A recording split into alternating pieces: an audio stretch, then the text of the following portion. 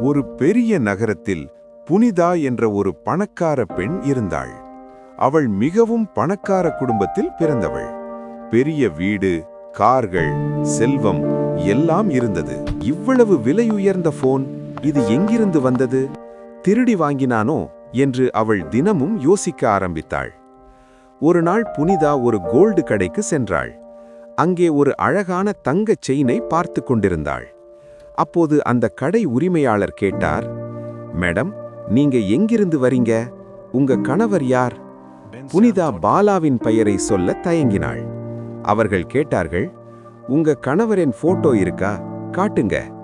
புனிதா பாலாவின் போட்டோவை காட்டினாள். அதை பார்த்தவுடன் அந்த கடை உரிமையாளர் அதிர்ச்சி அடைந்தார். உடனே மரியாதையாக பேச ஆரம்பித்தார். மேடம், இவர் யார் தெரியுமா? இவர் கோல்டன் கோல்ட் கம்பெனியின் சிஇஓ, ஷேர் மார்க்கெட்டில் நம்பர் 1 கம்பெனியின் தலைவர் பாலா. அதை கேட்ட புனிதா அதிர்ச்சியடைந்தாள். வீட்டிற்கு திரும்பும் வழியெல்லாம் அவள் யோசித்துக் கொண்டே வந்தாள்.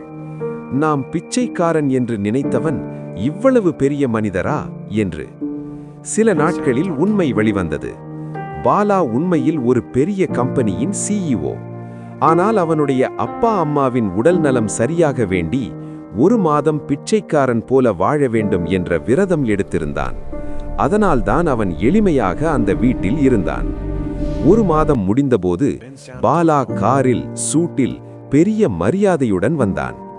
அதை பார்த்த புனிதா அதிர்ச்சியில் நின்றான். அவளுக்கு தனது தவறு புரிந்தது. இந்த கதை சொல்லும் உண்மை என்ன தெரியுமா? ஒருவரின் தோற்றத்தை வைத்து அவரை மதிப்பிடக்கூடாது.